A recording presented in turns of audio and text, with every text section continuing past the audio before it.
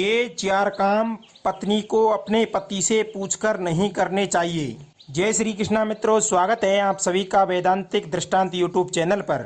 मित्रों, आज की कहानी बहुत ही ज्ञानवर्धक और महत्वपूर्ण है और आपको बड़ी ही अच्छी प्रेरणा देकर के जाएगी। आखिर स्त्रियों को कौन से अपने काम पतियों से पूछकर नहीं करने चाहिए, और जो भी स्त्री यह 4 काम अपने पति से पूछकर करती है उस घर में सदा ही गरीबी निवास करती है। उनका जीवन हमेशा के लिए दुर्भाग्य से गिर जाता है। हमेशा दुर्भाग्य से घिरा हुआ जिंदगी बिताते हैं वे लोग, और उनका सौभाग्य और भाग्य दोनों ही मुड़ उनसे पीठ देकर के सो जाते हैं। तो दर्शक बंधुओं, कहानी में आप अंत तक जरूर बने रहिए और कहानी को बड़े ही ध्यान से सुनना है। मित्रों, कहते हैं कि विवाह होने के बाद में एक स्त्री और एक पुरुष एक पति और पत्नी के बंधन में बन जाते हैं। कहते हैं कि जब एक स्त्री और पुरुष का विवाह नहीं होता है तो वे अपने अपने हाल में होते हैं। अपना दुख वो अपने मन में ही रख लेते हैं। दर्शक बंधुओं, कहा जाता है कि जब वो विवाह के बंधन में बंध जाते हैं तो एक पति पत्नी का दुख और सुख दोनों मिलकर के बांट लेते हैं।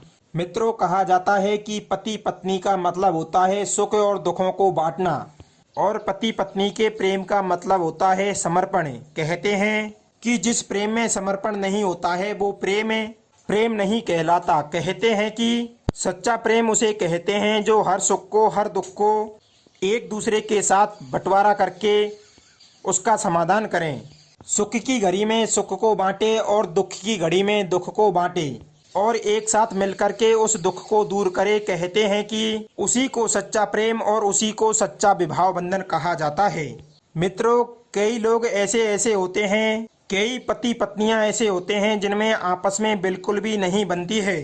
जिस प्रकार पति पत्नी कहते हैं कि तुम्हारा दुख तुम्हारे साथ रखो और मेरा दुख मैं हमारे साथ रखूंगा, तुम्हारे साथ कुछ भी हो मुझे उससे कोई मतलब नहीं है, तुम अपने जीवन में कुछ भी करो मुझे उससे कोई लेना देना नहीं है, और मैं अपनी जिंदगी में कुछ भी करूं उससे तुम्हें कोई लेना देना नहीं होता।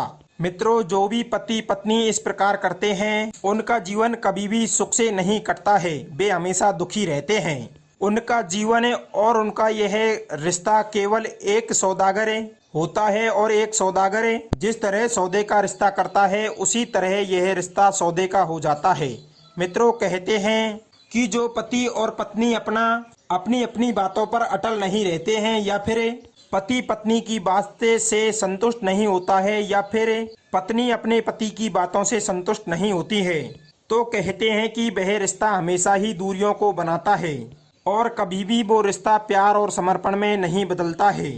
तो मित्रों, आइए जानते हैं इसी बात को एक छोटी सी कहानी के माध्यम से समझाते हैं। दर्शक बंधुओं, बहुत समय पहले की बात है। किसी गांव में एक पुरुष के 2 स्त्रियां थी और उसी घर में उस पुरुष की बूढ़ी माँ भी रहा करती थी। मित्रों, उस पुरुष का 2 विवाह साथ में ही हुए थे, दोनों पत्नियां साथ में ही आई थी। इस कारण से उस पुरुष के 2 पत्नियां थी। मित्रों, वे दोनों स्त्रियां आपस में दोनों झगड़ती रहती थी। हमेशा वे दोनों इस बात को लेकर झगड़ती थी।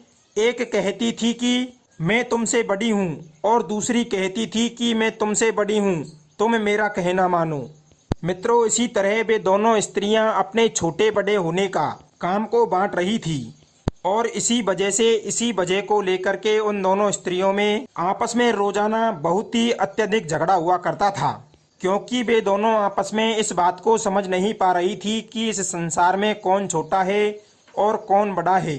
मित्रों, इस बात से वे बहुत ही ज्यादा परेशान थी। दर्शक बंधुओं, एक दिन की बात है जब वे दोनों स्त्रियां आपस में झगड़ा कर रही थी, और उसी समय एक साधु महात्मा उनके घर के पास होकर गुजर रहा था। जब साधु जी ने सुना कि वे दोनों स्त्रियां आपस में झगड़ा कर रही है तो संत उनके घर के अंदर चला जाता है। संत उन दोनों से जाकर कहता है कि अरे बेटियों, तुम दोनों क्यों झगड़ रही हो, आखिर क्या बात है। मित्रों, उसके बाद में वे दोनों स्त्रियां उस साधु महात्मा संत से कहती है कि हे महाराज, हम दोनों एक ही पुरुष की पत्नियां हैं, हम दोनों का विवाह एक ही पुरुष के साथ हुआ है। मित्रों, उनमें से एक कहती है कि मैं इससे बड़ी हूं और ये मेरा कहना नहीं मानती है। मित्रों, उसके बाद में दूसरी स्त्री बोलती है और कहती है कि नहीं महाराज, मैं बड़ी हूं और वास्तव में मैं इससे बड़ी हूँ, इसे मेरा कहना मानना चाहिए। मित्रों, उसके बाद में वह संत उन दोनों की ओर देखकर कहता है कि हे बेटी, बड़ा उसे ही माना जाता है जो अगले की बातों को समझे, उसी को सबसे बड़ा कहा जाता है। मित्रों, अब तो संत की बात को सुनकर के उन दोनों को बड़ी ही संतुष्टि आ जाती है और वे दोनों आपस में एक दूसरे की बातें मानने लगती है। तो मित्रों, इस बात से हमें ये पता लगाया जा सकता है कि हमें विश्वास के आधार पर ही अपने जीवन को जीना चाहिए। मित्रों, कहते हैं कि जीवन जीने का सबसे बड़ा अर्थ होता है विश्वास और दूसरा होता है प्रेम। कहते हैं कि जीवन को नरक बनाने का सबसे बड़ा परिणाम होता है धोखा। दर्शक बंधुओं, इसी तरह जानते हैं कि आखिर पत्नी को कौन से काम हैं। 4 काम हैं जो पति से बिना पूछे करने चाहिए। दर्शक बंधुओं, पहला काम है, एक पत्नी अपने पति से बिना पूछे दान कर सकती है। कहते हैं कि जो स्त्री अपने पति से बिना पूछे दान करती है तो उसे उस दान का लाभ प्राप्त होता है, और जो स्त्रियां अपने पतियों से पूछकर दान करती है तो उन स्त्रियों को उस दान का कोई भी फल प्राप्त नहीं होता। क्योंकि मित्र बंधुओं, कहा गया है और विद्वान लोग भी बताते हैं, जो भी मनुष्य दान को किसी और को बताकर करता है तो उस दान का लाभ उसे कभी नहीं मिलता है। मित्रों, दूसरे नंबर का है, कोई भी स्त्री अपने सजने का श्रृंगार कभी भी पति से पूछ करके नहीं लाना चाहिए। कहते हैं कि स्त्री और पुरुष में बहुत ही ज्यादा फर्क होता है। कहते हैं कि स्त्री को सजने और संवरने का शौक होता है और वहीं पुरुष को धन कमाने का शौक होता है। मित्रों, लोभी दोनों ही है। इसी तरह कभी भी एक स्त्री को अपने श्रृंगार के बारे में पति को नहीं बताना चाहिए और कभी खरीदते टाइम उनसे नहीं पूछनी चाहिए। और मित्रों, तीसरा है, कभी भी किसी भी मनुष्य को मित्रता किसी को बता करके नहीं करनी चाहिए। कहते हैं कि जब हम किसी से पूछ करके मित्रता करते हैं या फिर अगले व्यक्ति के बारे में जानकारी निकालते हैं तो लोग बाग उसमें लाखों बुराइयां निकाल देते हैं और लाखों हजारों कमियां निकाल देते हैं। तो दर्शक बंधुओं, आज की कहानी आपको कैसी लगी हमें कमेंट बॉक्स में जरूर बताएं। और मित्रों, चैनल पर नए हो तो चैनल को सब्सक्राइब जरूर करें और हो सके तो हमारी इस ज्ञानवर्धक कहानी को अपने मित्र बंधुओं के साथ जरूर शेयर करें, जिससे कि उनको भी ये लाभ मिल सकें।